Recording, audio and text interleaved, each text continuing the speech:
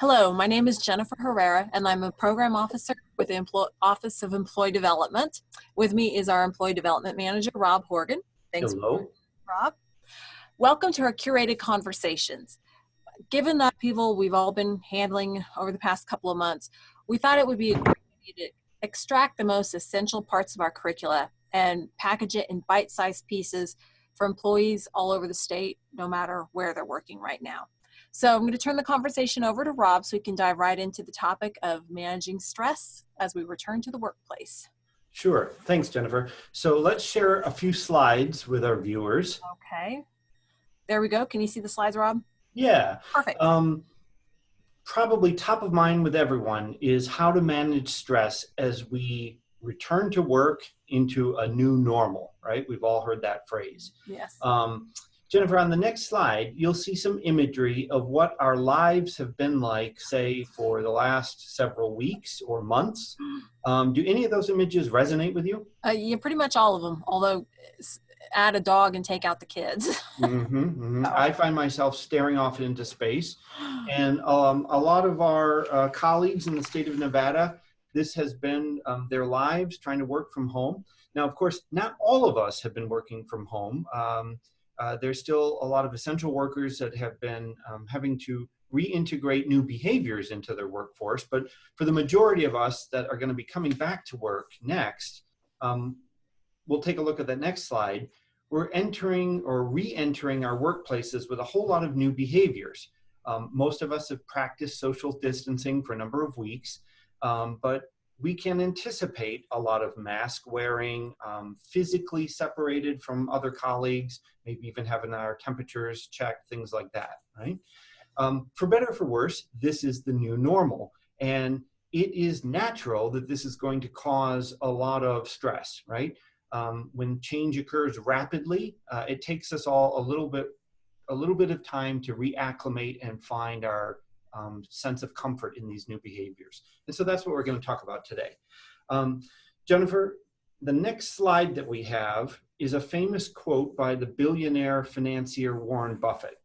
And he has said that it takes 20 years to build a reputation, 5 minutes to ruin it. If you think about that, you'll do things differently. As you read that quote, does that bring back any personal memories for you?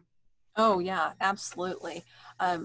You spend so long, particularly in a work situation, you want to put your best foot forward. Lots of people are always saying, I want to look good and do good so that when promotional opportunities come up, I can be considered. But it just takes a split second of a bad reaction, bad causes, something like that to ruin it all. Exactly. And I think Buffett would probably also acknowledge that when we transition to new stressful times, we have to be hyper vigilant about the things we say and do because it has potential ramifications. And so knowing that many of us are changing our behaviors in the workplace, we're going to think about some tools. How do we manage the stress that is inherent in coming to work still in a pandemic where there isn't a vaccine, right? On our next slide, Jennifer, we want to talk just briefly about how the brain processes perceived threats, okay? This is a very simplified snapshot of how our brain thinks about things, but when we come back into work or really just any environment, trillions of bits of information are impacting our senses every moment of the day. And the first parts of the brain that respond to any of that are very ancient centers of the brain. They go back, if you think about human evolution, to the grassy savanna in Africa, right, where we all evolved from. The brain has a primal, almost animal-like response mechanism. And that's how we process information. So if you look at the diagram there, on number 1, it says sensory data fed to the thalamus, right? So we see or hear or some kind of response occurs in our environment, and it immediately gets sent to both the amygdala and the cortex. Now, the amygdala is that sort of quote unquote lizard brain, right? The ancient center of the brain that forces the body to make quick decisions. We've heard that called like fight or flight. right? Yes, keeping us That's alive. Yeah, that's stored in the amygdala. And as you said, helps us stay alive. So when we see grass rustling on the savannah, does that mean there's a lion there to eat us? Or is it just the wind gently breezing through the grass, right? Our amygdala allows us to make really quick assessments of that so that we can either run fast or, take it easy. The higher level functioning of the brain occurs in the cortex, right? But the problem is our amygdala, that kind of fight or flight response, has control. And so we very often, if you look at number 5 there, the amygdala blocks what we think of as more cognitive or reflective processing in the brain, right? And that's why on number 6 there, a lot of times we say something or we respond to a response in a sense of fight or flight, when our more rational thinking brains after the fact would have said, gosh, why did I say or do that? That situation really didn't call for that. Right. Does that make sense to you, Jennifer? Oh, yeah, absolutely. 2 parts of the brain, one goes at a different speed, and it's an overdrive. Yeah, and if you think about it, we all have it, right? There's probably hundreds of times in your lifetime where you have said or done things to colleagues or family members that you regret afterwards. Oh, yeah, the words leave your mouth, and then you're just like, oh, I can't pull them back. They're out there forever. Right. And we know that our threat response, or our brains, now that we are in a dangerous kind of situation, right, with a pandemic, with a potential threat, our brains are probably quite primed to process any information that comes in. So we're hypervigilant right now. That amygdala is ready to help us survive, right? So as we reintegrate into the workplace, we have to be mindful and give our brains an opportunity to be reflective and not just so responsive to everything that we see or do or hear, right? And so on the next slide, I want to give you an example of something just, we can all probably think of times where we have acted in a way that really was overcompensated for the reality of the situation. And this is an example that I think everyone can relate to, right? I'd like you to think back to your very first heartbreak, right? Maybe it was when you were a teenager or maybe even a little bit older, but somebody that you were kind of in love with, you had very strong feelings for, and they broke your heart. Oh, yeah. Everybody can think that. Right.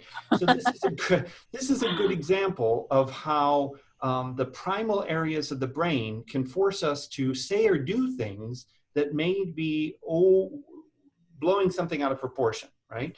Now, if you look back at that original heartbreak in your life, right?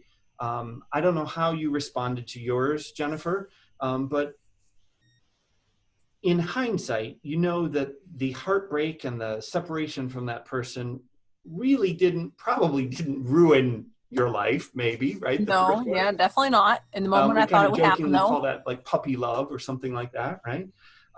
So let's look at the next slide where you'll see, let's break this down a little bit about how the brain is processing it, right? And this comes from a field of study called cognitive behavioral therapy, CBT, right? In cognitive behavioral therapy, we see that an event occurs, right? In this instance, he broke up with me. Now, unfortunately, the most ancient parts of our brain immediately try to interpret that event, right? Not the higher level cognitive side of our brain, but the sort of reptilian side of our brain says, it takes us in a different direction now that may or may not be true. So he broke up with me, which means that he didn't find me attractive, which means maybe I'm too fat, which means, oh, I'm ugly and nobody will ever find me attractive. And our brain moves along at this rapid pace, right? Very reactionary. Means I'm going to be alone and I'm going to die and die alone and be, this is what cognitive behavioral therapists call catastrophizing thinking. In other words, in that early response mechanism to the event, our brain takes us to the most catastrophic end of the example, right? Now, unfortunately, what happens is our brain processes it in that way, and then we very likely do things or implement behaviors based on that distorted meaning, right? So in this case, the person may go on a starvation crash diet, right? Radically change the way she dresses, quickly get on the rebound to try to cover up for that heartbreak. And so this is the thing to remember, that when we go back to the workplace, events are occurring, and we have to be very careful not to distort the meaning of those events, right? Because Right. what we want to avoid is exaggerating our behaviors in ways that aren't suitable for the reality of the event. Yeah, Um, absolutely. so Jennifer, let's take a look at a workplace example of this. Okay, so again, we've all been called back to work maybe after many weeks or months of kind of trying to work at home or self-isolate. The office has new protocols in place, maybe things like staggered schedules so that we're not all in the office at the same time, social distancing, wearing of masks. That's an event. We're all going to have to face that. That is a reality, right? Unfortunately, our primal brains are going to distort that meaning. And this is a perfectly natural reaction, right? Oh my gosh, if I go into work, there's no way I won't get infected. I'll be bringing that virus home with me. My family's going to get infected, the kids, grandma, somebody's going to die. If I just stay home, I'll be safe. Right. It's a very natural meaning to ascribe to that event. However, it may not be purely fact-based. In other words, this is that animal side of our brain not really cognitively thinking through judgment. And unfortunately, we may react in the office environment because of that distorted meaning, right? We may want to call our boss up and really let them have it and say, you know what, this department doesn't have purely safe protocols. You can't keep me perfectly safe, and until you can guarantee 100% of my safety, I'm not showing up and not going to allow you to. In other words, we verbalize things based on the distorted meaning that we know are going to jeopardize our professionalism in the workplace. Right. Does that make sense? Yeah, it seems it's akin to me of a pendulum swinging way too far to one side. Exactly.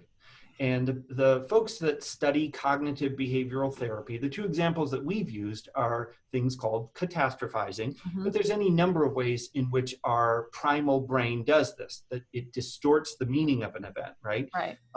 We might do something called filtering, which is where we focus solely on the negative and ignore all the positive, right? Yeah. Or something called polarized thinking, where we see the world literally as black or white. I will not wear a mask because it infringes upon my constitutional rights, or something where, the event of actually using one to keep myself safe gets ratcheted in the wrong direction through distorted meaning, right? Something like that. So knowing that our brains do that, we have to ask ourselves, how do we calibrate ourselves so that we can be productive at work? And let's jump to the next slide.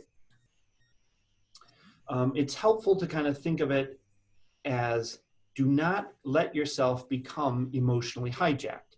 So again, remember, there's 3 steps to how your brain does this. An event occurs, and the meaning that we ascribe to it, we give that event some meaning, it triggers that emotional response, right? Right. It distorts that meaning. And I think, Jennifer, you would agree with this. I feel it, therefore it must be true.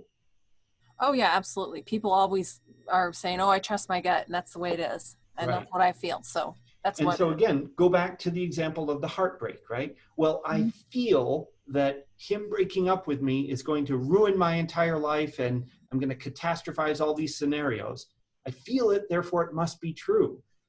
However, we do know your cognitive side of your brain would tell you that's not actually accurate, right? And so be careful of the behaviors that exaggerate that incorrect meaning, because they can produce a very vicious cycle, right? So knowing that we get emotionally hijacked, and knowing that as we return to the workplace, we are likely to be hypersensitive to threats, and our brains may be inclined to become easily emotionally hijacked. Jennifer, you've got some tactics for us on what we can do to process those events more thoughtfully. Yeah, absolutely. I'll talk about those. Now, all of these are rooted in cognitive behavioral therapy. I have done a lot of research around resiliency. I've read a lot of books around it. And these are meant to make you be able to withstand the adversity more. Now, true cognitive behavioral therapy really focuses on changing your thoughts. That takes quite a bit of time and a lot of practice. It doesn't happen overnight, but I pulled out some tactics that can help you in the moment, particularly when you're back at the workplace and you can't run outside to your backyard and scream or whatever it is you've been doing to cope with any kind of adversity that's come your way. So try to make these as concise as possible. And they're also not so difficult that you can't help your coworkers implement these as well. Interesting. Yeah. So, I mean, the first thing you really have to do, you have to get your brain to a point where you're recognizing that you're distorting the meaning of an event. Some of that might happen with a lot of hindsight initially. And if you really think that nothing's being distorted, do a check with your family members, trusted coworkers, and ask them questions. Did I overreact? Do you see that I overreact a lot? Do I seem to go from 0 to 60 without thinking things through? Do I kind of like a bull in a china shop? Different questions like that. Or maybe even asking them, hey, this event is occurring. Am I interpreting this right? Right, exactly. Because you have your way of seeing things, and when you have to pull yourself out of it, it's sometimes hard to do. So relying on others helps. So first, recognize that you're distorting meanings. And this may not happen 100% of the time. It might be only with certain situations, and that's fine. All of these tactics work. So once you do that, really consider the true probability of your imagined outcome happening. In that workplace example, I mean, the person is saying, I'm going to go to work, my family's going to die. That from start to finish. Now, the steps from that happening, it all kind of looks logical. But if you look at the starting and the end, really, like, how likely is it that you're going to go to work and your family's going to die? That's a very low probability. If you think about all the people who have been working in their normal workplaces throughout this, that has not happened. So whatever the event is, really think hard about it and see, does that make sense in the heat of the moment situation? So there are some great calming practices that you can employ. First is to get physical. Go for a walk outside in the fresh air or around your office, around your home, whatever it needs to be, move your body. If you don't like walking, do some squats, jumping jacks, push-ups, whatever it is. A couple of minutes of that, it takes your mind off of whatever that event was, helps you calm down. It gives your brain the time to process. A great one that a lot of people who meditate employ is controlled breathing. Now, the best way to do this is to sit in a chair, back straight, feet flat on the floor, and your arms just resting in your lap. So with controlled breathing, it's all about going slow. So you count to 1 to 4 very slowly as you inhale through your nose, and then count 1 to 4 again very slowly as you exhale through your mouth. Now, when you're doing controlled breathing, well, actually just breathing in general, you should engage your diaphragm. And you're doing that if your shoulders are relaxed and your stomach is expanding as you're inhaling and contracting as you're exhaling. Then you're engaging your diaphragm. That breath, that air is getting deep into your lungs. You're getting more oxygen to your brain. So your heart rate is slowing down and you really are able to think more calmly and more clearly. So these two techniques, taking a walk, managing your breathing, are really just giving our brains time to process the event at a more cognitive level, right? Not that responsive base level reaction. Right, exactly. I mean, you're really putting pause on your emotions. Another great tactic that I think a lot of people really like to do is the positive imagery. You just shut your eyes for a couple of minutes and you paint the picture of your happy place. Where do you go to relax and you're at ease and you don't have the problems of the world? That's always nice to do. Anybody can do it. It doesn't take long. the more vivid and detailed you can make that image, the better it is for your brain, because it really then is engaging more of your brain. Yeah. Now, go ahead. I was going to say, I can see how number 3, number 4, number 5 are tactics in the moment. Right. But I'll admit, when I have an emotional reaction, even if I can start to consider the true probability of it, or go for a walk, or breathe, or think about imagery, I still might carry that thought around for hours and hours, or days even later, right? And I see where your number 6 here talks about don't dwell on it. I find that to be really challenging myself. Oh, yeah, it is. I mean, all of this absolutely takes practice. You have to be really conscious of it, and you have to really want it. And there's some great mental games, playing mind games with yourself so that you're not dwelling on something, you're not obsessing over it, ruminating on it. Here's some great examples. One's called categories. Think of any category, spend 2 to 3 minutes naming as many things in that category as you can. Cars, desserts, vacations, movies, whatever it is. Because again, you literally are engaging your brain on something different. If you like math, count backward from 1,000 by sevens, or practice your multiplication tables. Again, you literally are making your brain do something different. If you like rhyming, choose a word, write down as many words that rhymes with it as you can. Or my favorite, which I will never do out loud, song lyrics. Just sing your favorite song to yourself, or sing it out loud to your family or friends or coworkers, wherever the urge strikes. Yeah, it's interesting to me that you use this example of distracting yourself with mental games, because I think a lot of us know people that their way to distract themselves from, for lack of a better word, the kind of chatter in our brains is they reach for alcohol or cannabis, or do something that's really actually self-destructive as a mental game, instead of doing some of the techniques that you suggested. Yeah, right. I mean, absolutely. I mean, you can distract yourself in negative ways, and you can go down all sorts of negative paths. But the idea, if you're trying to build resilience, if you're trying to combat that emotional hijacking, it's all with something positive that will improve you. Okay, got it. But again, it just takes a lot of practice. And there's a tactic that I really like. It's called using taglines. The reason I like this is because all of this is to help you think more accurately about the event.